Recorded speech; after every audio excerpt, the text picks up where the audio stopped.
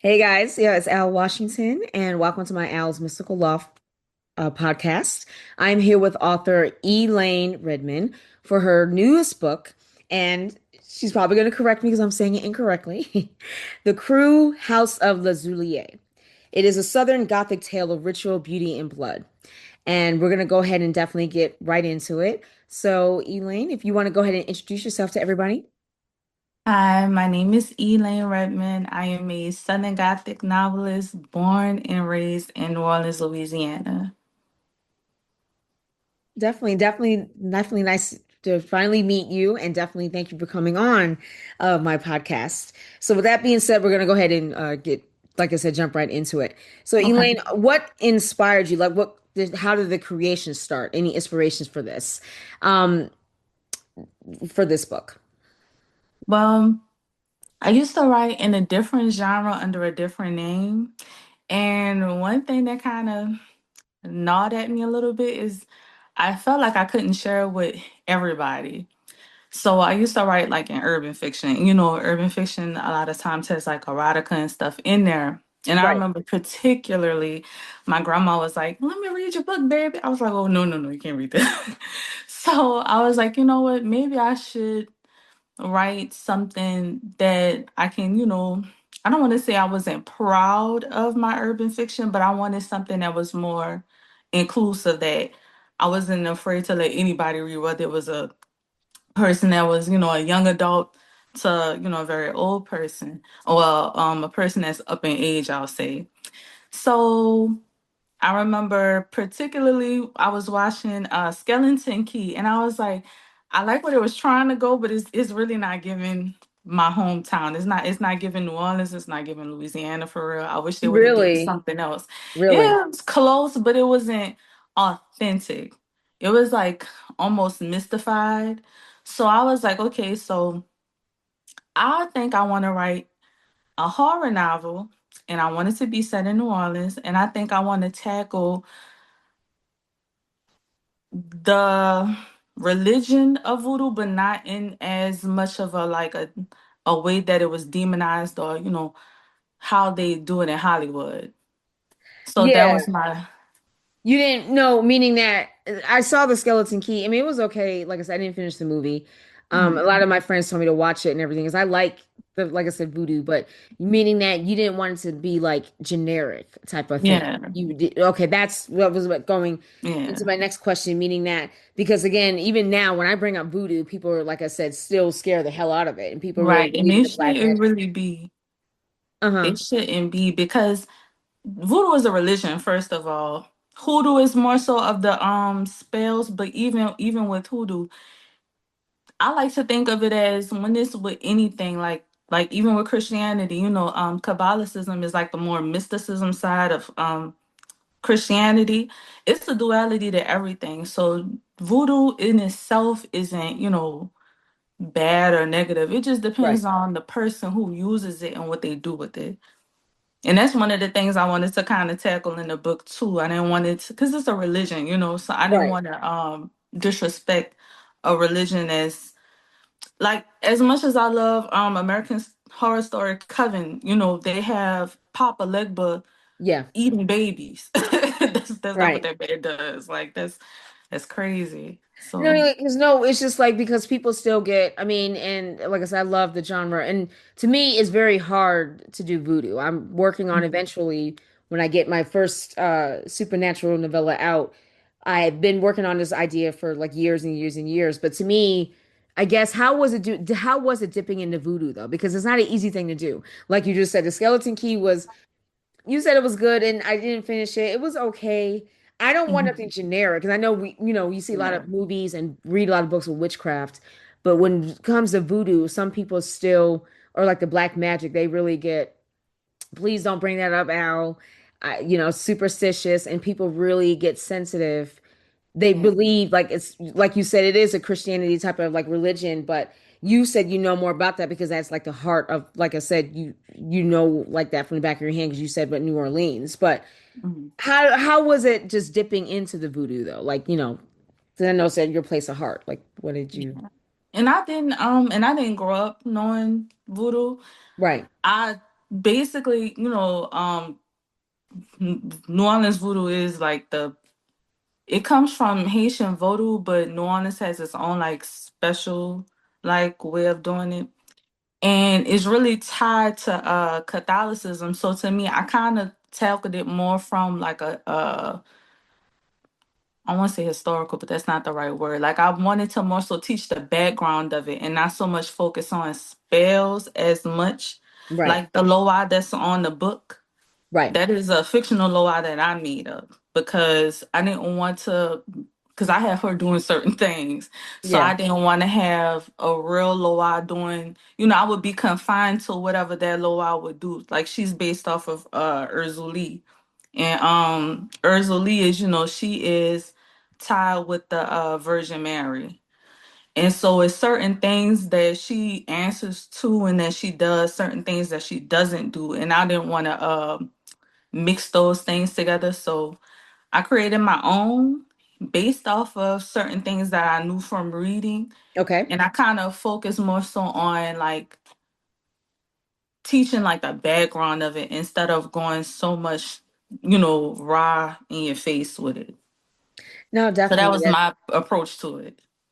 Yeah, definitely. I definitely hear that. And I, like I said, I love it. I would love to eventually like to work on my own type of voodoo type of thing. And I know it's not going to be easy, like I said, than done, because I was even looking for comic books and graphic novels that really capture, like I said, that, especially visually. But I love reading, like I said, so for that. And I love the cover. And if you guys want to go ahead and take a look, Elaine, you can put your hands up so they can see it. The book is literally like above her head. Yeah. So as you I guys can got that see. bit right here too. Yep, yeah, zoom it in so everybody can see. Marvelous. Hold on, I'll be silent. Hold on. Yeah. Definitely for Thank that. Love you. it. You're welcome. Definitely love the cover. Definitely for the feel for it. And speaking of which, for your main character, Alexis, is it Roshan? Yep. Roshan. Yeah. So how Perfect. was it creating her? So, oh, and just a side note, if you ever wanted to talk to me or anything about when you write your voodoo novel, you can Okay. let me know and if I can help out in any way, I can do that. Really? I appreciate Yeah, yes. yeah, I would definitely take definitely. consideration being it may not be right now, but definitely I've been working on it. Like I said, I've been working on it for years and I've just typed up kind of written some notes about it. Like I said, some dialogue with it. But it's absolutely while it's still work in progress, if you don't mind, if any questions I have, because Yeah, again, I don't want to definitely. be generic, like I said, with Right. it. And I know I'm not from New Orleans. I'm from Mhm. upstate New York, so I definitely want to you know, definitely do it. So it's gonna not this is not gonna be easy, especially this project. I told you, been on and off for years, but I definitely want to do it. Gotcha. Yeah, Okay, absolutely. definitely. I Thank can you. I definitely appreciate help. it. No, I No appreciate it. Thank problem. you. Yeah, for that. But Mhm. thank you. I'll keep you definitely keep you in a loop for that. But Okay. Alexis, how was it creating her? So for me, I felt like it was kind of like cathartic because she's a detective. And I wasn't a police officer. I worked as a dispatcher and an operator for like over 10 years. And one thing that I Mhm. tackled, which kind of was disheartening, but I understood it, after some time, because I started it when I was 19.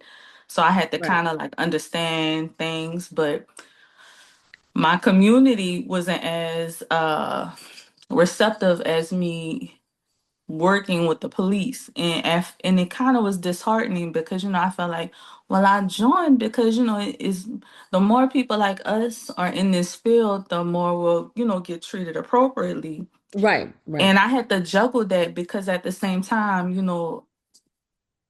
cut it out, that's my cats in the background, I'm Oh, sorry. you're fine. So, I can understand. It took me some time as I grew up to understand the distrust that they had. It wasn't unwarranted. Even the history of police in America, comes from Yeah. policing black bodies. So I understand the negative connotation that came with it. And I remember specifically, like, when I wanted to write, like, my magnus opus of books, I was like, I definitely want to tackle that feeling. So that was one of the things I wanted to make sure I covered in Alexis. I also wanted to make sure Alexis was true to the community. So I didn't want to make her seem like she was just this dumb, unsuspecting person who would do things that was outside of the collective Yeah. process. Like, like for instance, now why was she going in that house by herself? Now, we wouldn't do that. We'll get our girlfriends to go with us, stuff like that. So I wanted Yeah. to make sure, I created a character that was identifiable and relatable as well. Yeah, definitely. I can definitely tell, especially with the cover, with the tone, absolutely for that. Okay. I like that. So, with that being said, who or what inspired you to become a writer or bring out your passion? Do you have a favorite writer? Do you have a favorite author? What like really made you go for it, like to do it, be an author? So it's so funny, and you can kind of see it in the way that I write. I've always written, even when I was a little girl. It was mostly like not novels, mostly like essays and stuff like that. I wasn't really into writing um like stories as much, but the way that I think like a director. So I've Right. always pictured like settings and scenes and stuff like that, and that's kind of Yeah. how my writing is. It's cinematic in that way. Like if you read it, you can visualize what I'm saying, Right. like what I'm writing as I write it as you read it. So I always wanted to direct, but I never really thought about. I don't know why I just didn't click about writing books until I had a friend, Uh-huh. and my friend was like, I want to write a book. And I never saw this person read a book. I never saw this person write anything. And I was like, did they think of write? Let me write. And Yeah. then so my competitive nature had me write a book. And then I let my coworkers read it and they loved it. So I was like, oh, well, maybe I'm okay at this. But I grew up reading Edgar Allan Poe. Oh yeah, yeah. And Come on now. yeah, that's like my favorite author. Well, he's more of a poet, but he has short stories and stuff. That's And right. Wahida Clark, she's a urban fiction novelist. But I think like some people who read my book, they say my banter is really realistic, and Right. I think that's because I have like uh urban fiction influence. Even though it's Southern Gothic, my characters talk like like real people. Yeah. So that comes from that Wahida Clark background, that urban fiction background. Right. So with Edgar Allan Poe, yeah, he's definitely one of the true masters, like I said, of Gothic. Atmosphere, Absolutely, yeah, the that atmosphere. Do you have dread. Oh yeah, definitely, man. God rest his soul. Like I said, definitely one of the true giants, uh like one of the fathers of Gothic horror. Do you happen to have a favorite? I mean, like I said, I'm a big fan of Edgar Allan Poe. Do you have a favorite short story or story of Edgar Allan Poe? My favorite one was A Telltale Heart. I love A Telltale Heart. That is so good. It's in what he doesn't say too that I like so much. Like I like to think about, really I think he killed that man. Not because the eye in itself, but because he loved him so much, and his eyes being like that Yeah. reminded him that, oh, this man about to die. I love him so much. Let me just put him out of his misery right now. Right, right. Yeah, That's exactly. how That's we've what I'm saying. interpreted it. Yeah, exactly. Yeah, definitely for that. Definitely one of my favorites. I hear that. And The Stephen Edgar King Allan Poe. too. I love Stephen King. I'm just starting to read his work, but his movies and stuff, I never even realized so many movies was his movie. I'm like, Right. dang, Stephen King made this too, and this. So Yeah, many that's days. and you just said speaking of movies because you said that when you written this book that you kind of write it like you just didn't you say something in your mind like visually like you felt like you Yeah, direct I it. see it like a movie, and Right. like I Yeah. see scenes. So when I write stuff, you can tell like I'm thinking of what a camera would be, and I Exactly. block off things. And Yeah. you, that's what I'm saying, Elaine, like, because even though we know this already, like you just said with Stephen King, even Edgar Allan Poe, like their stuff gets adapted to TV shows or Mhm. movies and stuff. So have you ever thought about maybe one I wanted day, to so bad. Like I like wanted to direct it? so Yeah. bad. I think it would be Yeah. perfect as a limited series, like on Netflix or Hulu. It just gives that vibe. And then one thing I feel like, not to like make myself sound so unique, Right. but one thing I think is particularly different about my book, because they have Anne Rice, who writes in New Orleans, That's right. American Yep. Horror Stories in New Orleans, and there's a few other ones. A newer one, it's called The Quarter Queen. You might like that one. It's historical fiction with Marie Laveau as the Okay. main character. Okay, I have to check that out. And what is it? You said the Quarter Queen. Yep. Okay, Mm-hmm. I'm gonna see if I can check that out on my book list as well. But Yeah. I definitely love Anne Rice. I love the TV show. I think they did a good job. I don't know if you've seen the Interview Mhm. with the Vampire.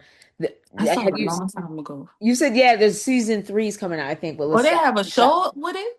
Oh yeah, Interview with the Vampire. Yeah, I definitely didn't check know it that. out. I only knew about the movie. Okay, I'm gonna definitely check it out. Yeah, and I think Anne Rice definitely, and she's definitely, I think God rest her soul, she is from New Orleans, and Hmm. she, like I said, I can definitely tell her stuff wasn't generic in my opinion, Yeah, yeah, especially yeah. when she wrote it. She's a very definitely one of Hmm. the very good writer, obviously. So, but Yeah. when you have a minute, like I said, binge watching or whatever, but definitely check it out. Interview with the Hmm. Vampires on Netflix, the first two seasons.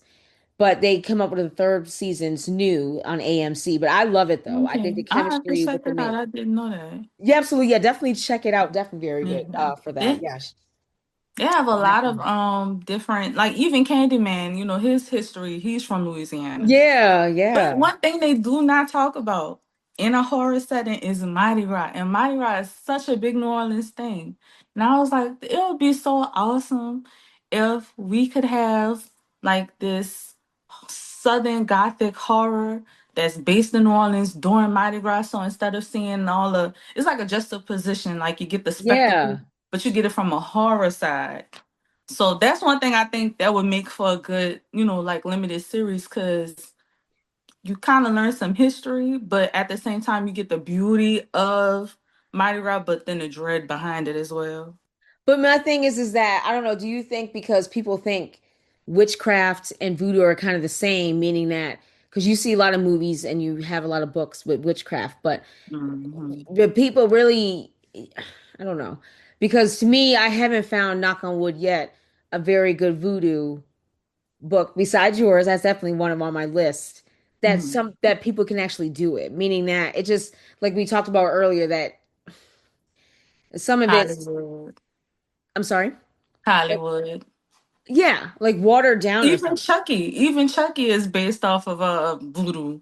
When he talks about Dambala, that's a voodoo loa right there. Did you like Chuck? I mean, I did. Okay, after the movies kind of got, a little kind of not goofy, but comedy, black comedy. But the first Hmm. one definitely had a darker tone. I did like how they had you said touching the surface of voodoo, Hmm. but not really digging deep, right? Meaning that, Yeah, like a and Chuck. then they kind of made Dumbledore seem like he was it's like Dumbledore, give me the power, I beg of you, and he came to life in a doll. Right. Dumbledore he wouldn't do that, but I mean, it's Hollywood, Yeah, so that's what I'm saying. Yeah, exactly. it I get wasn't the worst of the worst. I'm not gonna lie, like if I love American Horror Story Cousin, but it's as long as you don't have these people, religious figures, doing stuff that's totally outside of their character, I don't think it's the worst in the world. Cause I mean it is horror, so you're gonna like just like how we have a lot of Christian movies like the exorcism of this and that, and they don't have yeah. all that going on for real. Right. So it's I think of it like that. But when you do something like have Papa Legba eating babies, that's crazy. Like I remember they have this class and oh, my Oh, thing went off. oh no, I you're snapped okay. and it went No, up. it's That okay. was so funny. It's okay. Oh, look, I think it broke. I'm gonna have to hold it with my hand. Okay. But it's Armstrong Park, Congo Square. There is this voodoo instructor, and I heard him say this, and I was like, that's exactly what I was thinking. He said, imagine who you believe in. Let's say you believe in Jesus, right?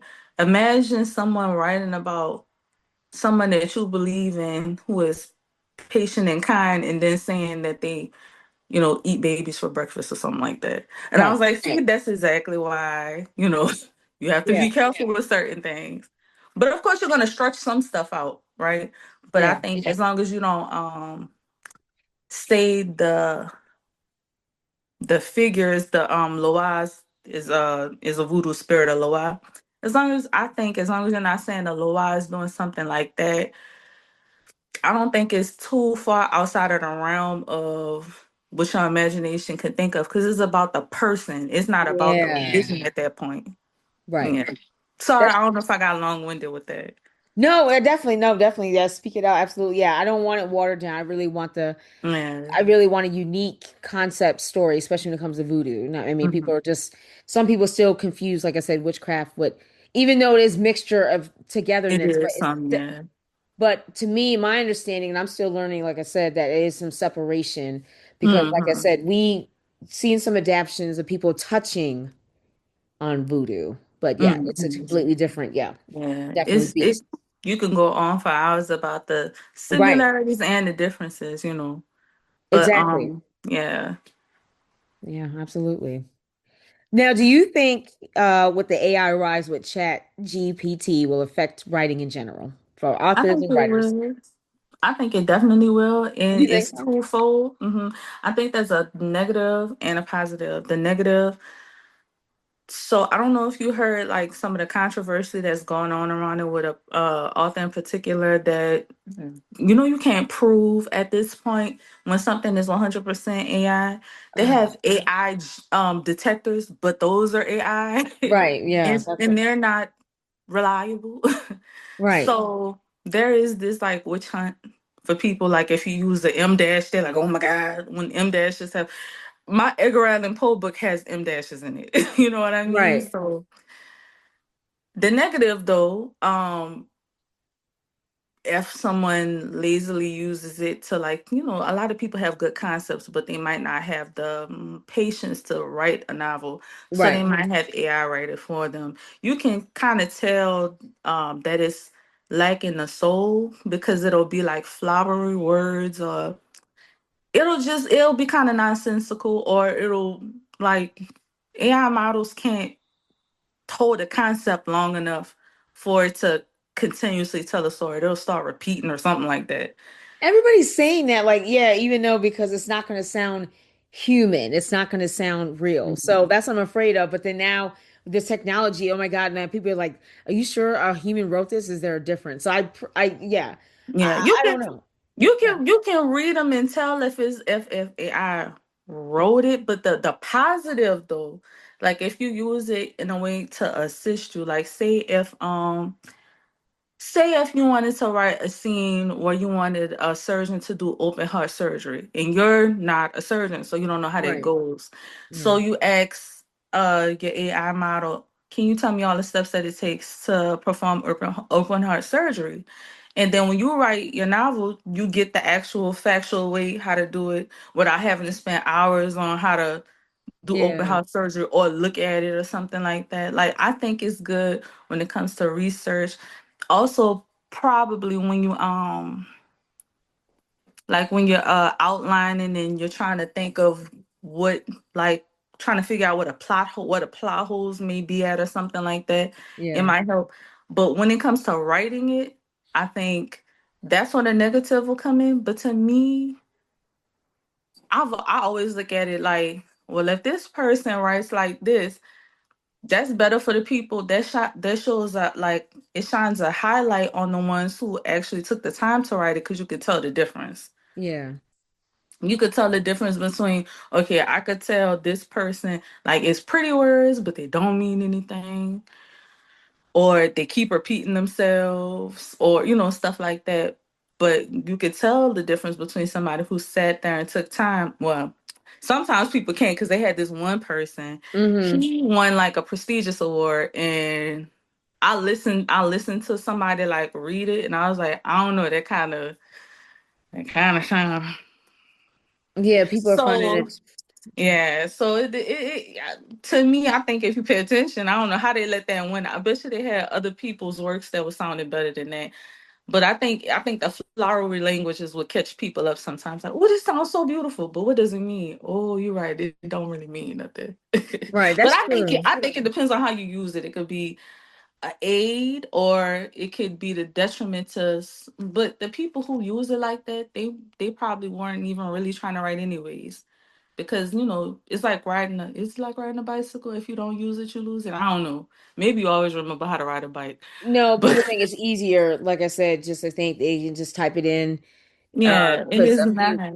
it's really not. So yeah, I think people are taking the quote unquote easy way approach. Like I said, just That's using gonna AI. hurt them. Yeah, that's what I heard. But no, I don't want to do that research. Like I'll type in something Google, Mm. researching, brainstorming ideas. But at the same time, I want it still coming from me, like I said. So it does, we want to embrace AI, like I said, we don't have to like adapting to the change because unfortunately, we have to, like I said, adapt. Yeah. Right. But I You don't get want to with the use it. times, or you get left behind. Exactly. You're right. That's what I'm Mm. saying. But yeah, I want to still making sure that because some people are still getting discouraged, which goes to my next question for you. Like, what do you tips or pointers for those writers who actually want to break in or just write? Would you have any advice or any feedback for those who want to write or just those who are and just yeah, keep I going. think the first thing is for whatever genre that you want to write in, just read in that genre. Because I learned the hard way. Because, like I said, I more so watched horror. I didn't really read it, right? Luckily, I went to school for writing, so I knew some things that I automatically knew goes in the story. But Hmm. each genre has their own, either you can call them genre promises, but there's really the same thing as tropes. But it's tropes that the reader is expecting. Like for instance, like when it comes to romance, they either want a happily ever after or they want the complete opposite, but you have to build it in that way. So if it starts negative, it gotta end positive and vice versa. You Right. know, and with horror, it's certain things you're expecting in that. But if you don't read it, you don't know. So if whatever genre that you want to write in, you gotta read, and don't be afraid because I heard some people say I don't want to sound like somebody else. Exactly. Yeah. If you have a unique voice, it's somebody else writing is not gonna. It can only influence you in a positive way as long as you're cognizant of what your voice is. Yeah. You know, like if you start trying to sound like Stephen King, and he has a real straightforward way of writing. Okay, then see what you could take from somebody, if anything, That's right. but don't try to mimic it. And Exactly. then another thing, it's okay to be indie. It's okay to be indie. That's right. Yeah. And it's there's a whole like niche for it, like especially like on the TikTok, in the TikTok community and stuff like that. They kind of like indie authors more than traditionally published authors because they feel more accessible, and people love accessibility. That's right. So Yeah. don't even worry if agents aren't getting you back, trying to, work out some kind of deal with you or something. Don't worry about it. Go indie. And you That's might right. do even better. That's right. And Just you do get to it. keep your rights and everything. Absolutely. Yeah, Yeah. definitely. Just do it. Absolutely. Thank you, Elaine. Definitely. Thank you for that. No problem at Did you want all. to let everybody know where they can find you? Your TikTok, Instagram, Facebook? My TikTok and my Instagram are the same. It's E.LANEREDMOND. And my Facebook is author E Lane Redmond. And I have a website, it's elaineredmond.com, ELANEREDMOND.com. Okay. Definitely do appreciate that, Elaine. Definitely. Thank you. And thank you again for taking the time to come on to the No podcast. problem. Thank Most you for definitely for having that. me. Oh, you're I very appreciate welcome. it so much. Oh, you're very welcome. Absolutely, guys. So please check out her book. It's the latest. Again, it's a Southern Gothic tale of ritual beauty and blood. The Crewe House of Go ahead, because I don't want to butcher it. I'm sorry. I don't want to. Okay. I promise you, any way you say it is fine. Lazuli, Lazulie, Lazuli. Lazulie. Yes. I hear so many different ways, and I'm fine with it all as long as you bringing it up. Okay, yes, right. Lazulie. Yes, as you guys can see, just another reminder is right above her head, So absolutely above, high in the sky. Yep, definitely take a look, sink it in. So definitely, guys, check it out. And it's definitely on Amazon, hardback, Kindle. Absolutely. But thank you, Elaine. Thank you for taking the time, and I will see you guys next time. Okay, bye. Thank you. Oh, you're very welcome.